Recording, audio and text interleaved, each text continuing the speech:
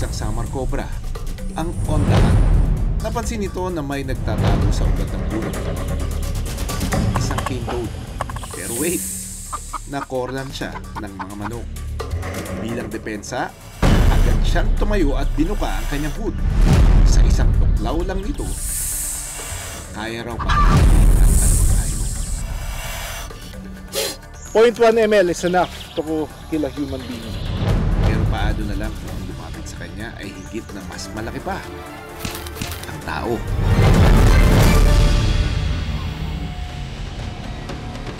Sa ating kauna-unahang wild collab, makakasama ko ang kapuso artist at ex-PBB collab housemate na si Vince Maristella. Ito na yung pinakamabigat na task na sasamahan ako ni Vince. Wala nang atrasan ito, Vince. Okay, pull all the way. Open your mouth. Pull.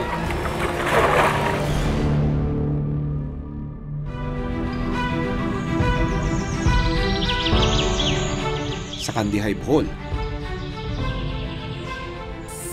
dalawang nilalang ang magtatagpo. Parehas may tawag ng tungkulin at kilala bilang tagapagprotekta ng kagubatan. Pero isa lang daw sa kanila ang tanggap ng komunidad.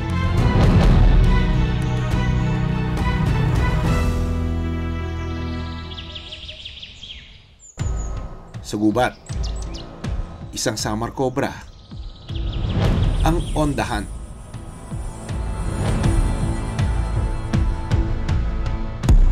Napansin nito na may nagtatago sa ugat ng puno. Isang cane toad. Pero ang palaka, ilan, karamdam. Bago pa man makaporma sa kanya ang Samar Cobra, nakatulong na ito palayo. Agad namang sinunda ng Samar Cobra ang cane toad.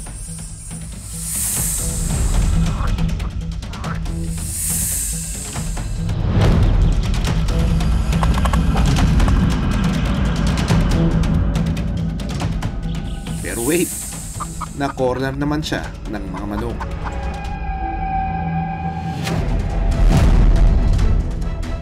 Bilang depensa, agad siyang tumayo at binuka ang kanyang hood.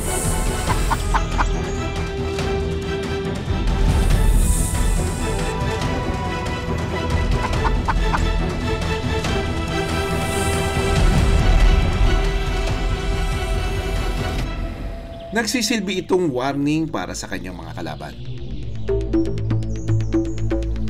Pero maliit ang Samar Cobra kumpara sa mga manok.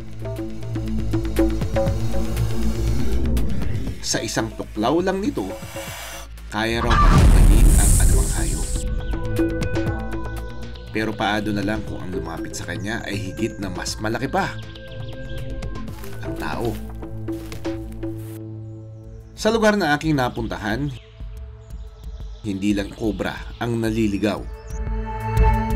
Kinatatakutan din ito ang pagdating daw ng hari ng mga ahas.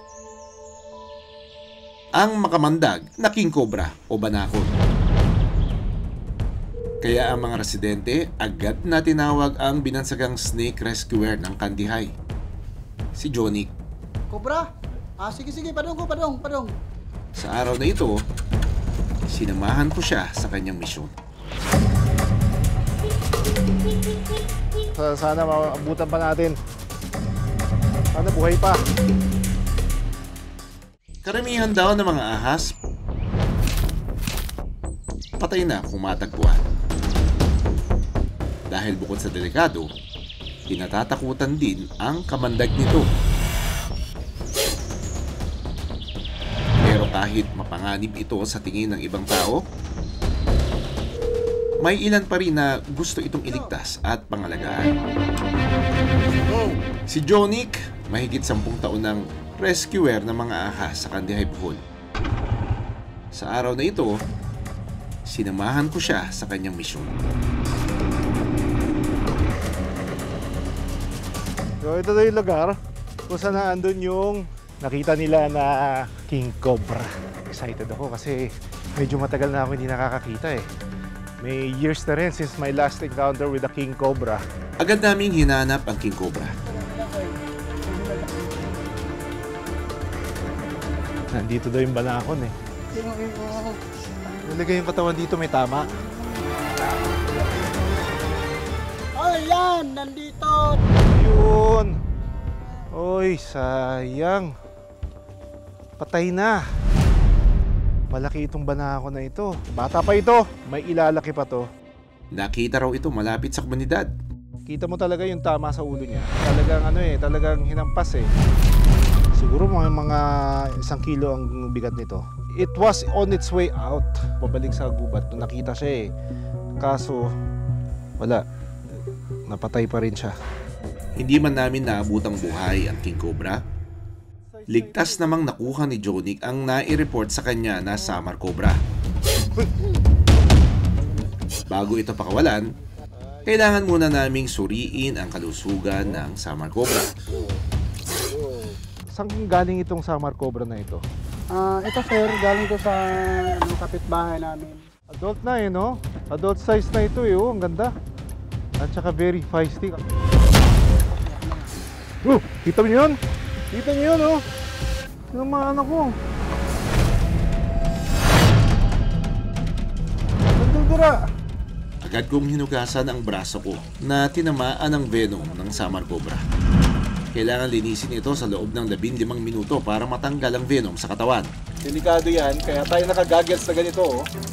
Kasi kapag tumama yan sa mucous membrane, like the eyes, the lips, or any open wound, it can go directly to the bloodstream, blood circulation.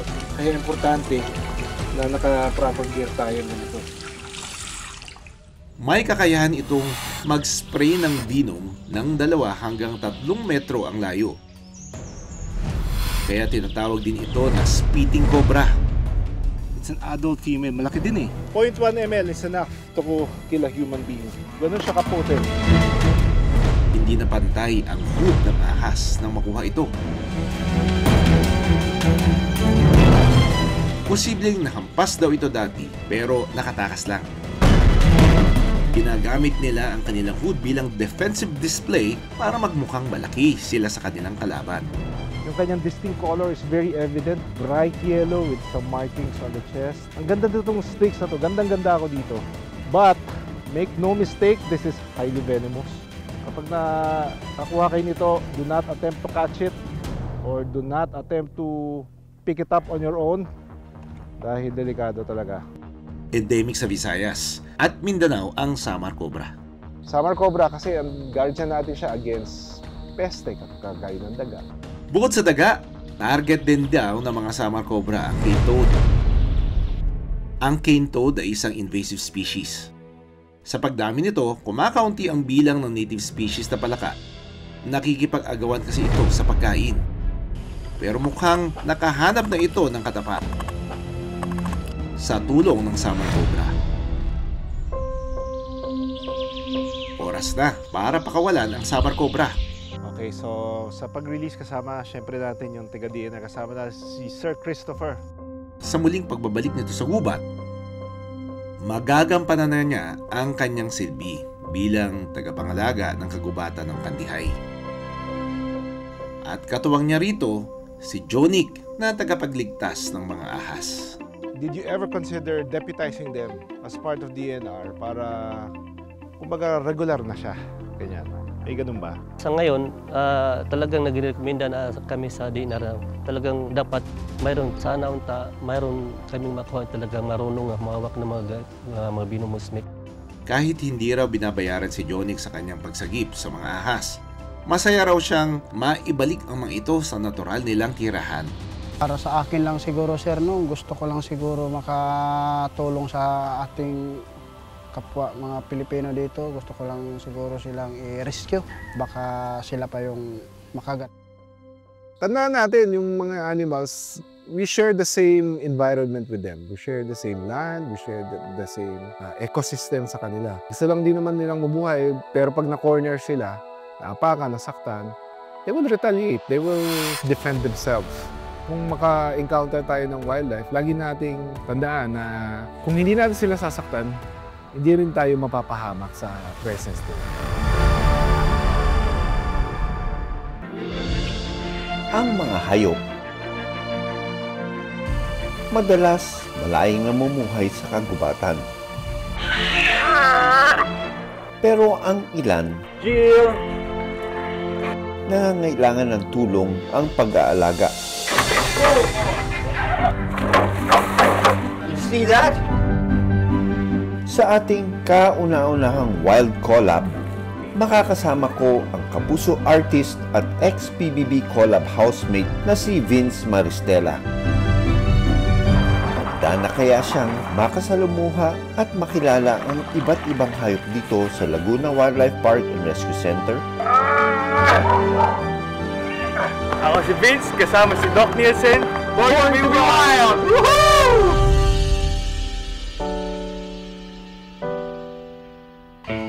Ang weekend ko sa kanila nakalaan.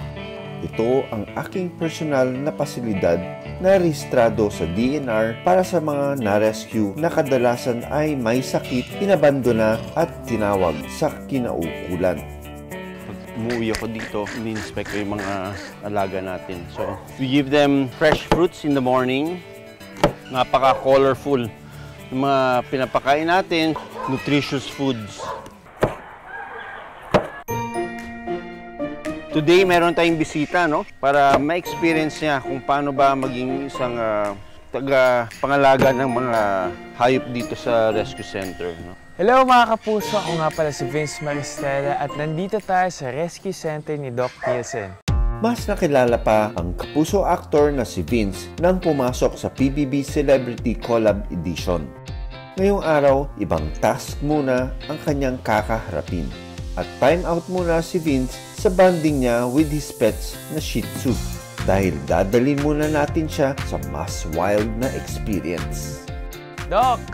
Hey Vince! Welcome to Laguna Wildlife Park and Rescue Center. Nagtayo ako ng rescue center para maibsan yung congestion ng mga rescue center ng DNR. Ang unang task ni Vince, tumulong sa paghahanda ng mga pagkain.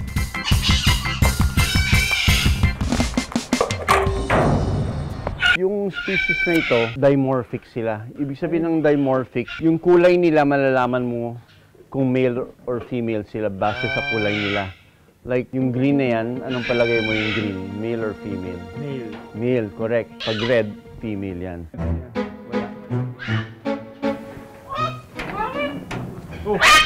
Tinawag niya ang pangit. Pinakilala ko si Vince kina Elsa and George, ang aking mga adopted blue and gold mako na uri ng mga parrot. Step up. Step up. Step up. Step up. Step up. Good boy, George. They are so intelligent. Tatanungin mo, Doc, bakit hindi mo pakawalan itong mga ibon na ito kung gano'n ang sinasabi mo? We cannot, we cannot reintroduce a tame bird back into the wild kasi hindi naman yun ang kinalakihan niya. Oo. Mahirapan din siya. Mahirapan siya. And then itong species na ito, sa South America siya nanggagaling. So, bawal na bawal magpakawala ng species na hindi native dito. Dali na natin si Vince sa exciting part. I will give you the opportunity of feeding them. Jill! Jill, come. Eat. Yes. How does that feel, feeding a tiger? Parang isa pa. Look at Jack. Look at Jack. Oo, ang laki ni Jack! Meron siyang problema sa paglalakad. Kaya hindi ko siya masyadong pinapataba.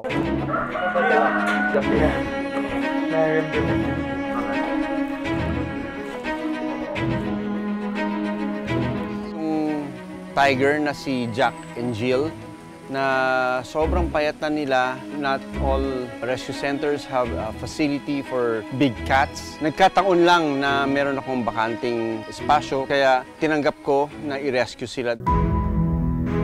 Makalipas ang 7 buwan, unti-unti nang naibalik ang maayos nitong pangangatawan. Samantala, si Mufasa, ang lion cub na binigay naman sa akin. Mufasa! Ano naman ko, ilang taon na po si Mufasa? Mga 1 year, 6 months.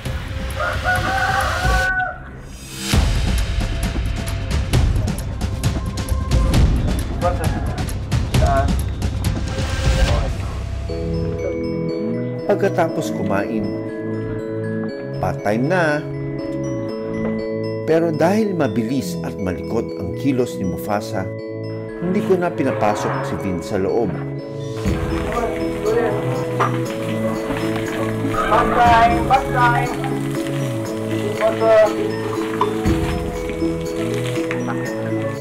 Very humid yung weather, nagsusok sila.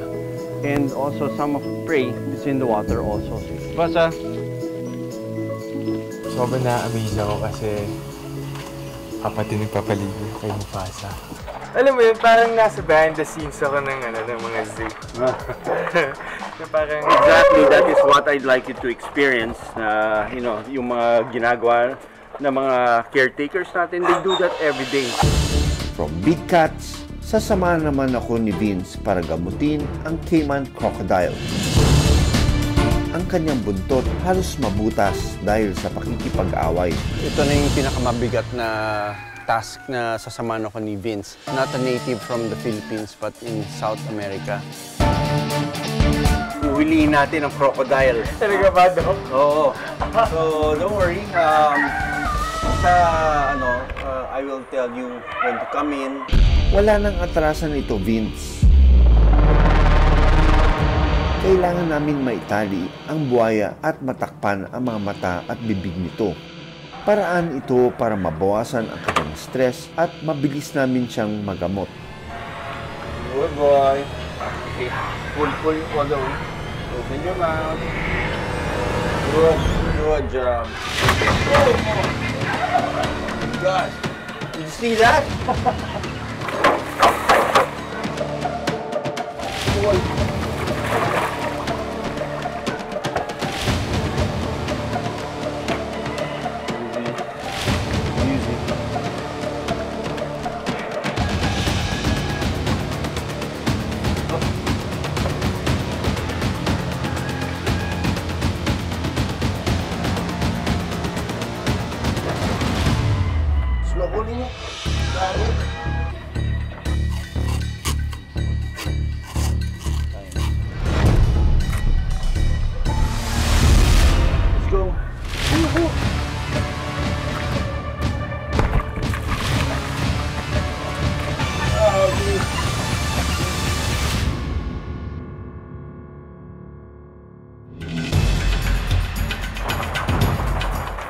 Matapos malinisan, tinanggal namin ang mga dead tissue sa kanyang mga sugat. Babalik pa to, Doc. Mag-grow pa yun. Hindi na. In the wild, that happens also when crocodiles compete with each other, either for territory, for food, or for mate. Pati din pala mga crocodiles, mga seloso. Oo, pwede silang try to defend their mate.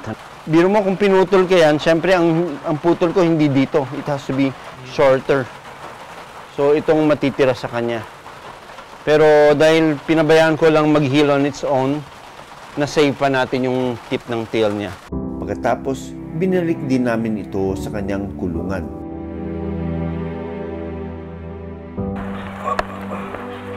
One,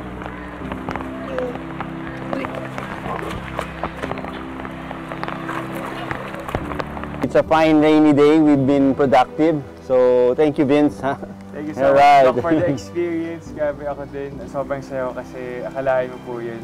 Na-experience ko magbuhat ng crocodile, gamutin yung crocodile, at syempre, hulihin yung crocodile. Yes! Mas natakot ako sa tiger and sa lion, for sure. Kasi, like, never ko talaga in-imagine na makakapunta ako dun malapit sa tiger and sa lion. Animals are also, naglo-long din sila ng love. And isa yun sa mga na-realize ko na sinabi din ni Doc, as a human, hindi din nagkakalayo kung ano din yung mga pangangailangan ng animals sa human. Ako si Vince, kasama si Doc Nielsen. Born to be wild! Woohoo! Sa rescue center, nabibigyan ng panibagong buhay ang mga hayop na minsang iniwan at nasaktan. Pero pangarap ko na dumating ang panahon na wala ng hayop na dadalhin dito. Dahil ang mga tao mulat na sa epekto sa hayop at kalikasan. Kapag inalis ito sa natural nitong tahanan. Maraming salamat sa panonood ng Born to be Wild. Para sa iba pang kwento tungkol sa ating kalikasan, mag-subscribe na sa GMA Public Affairs YouTube channel.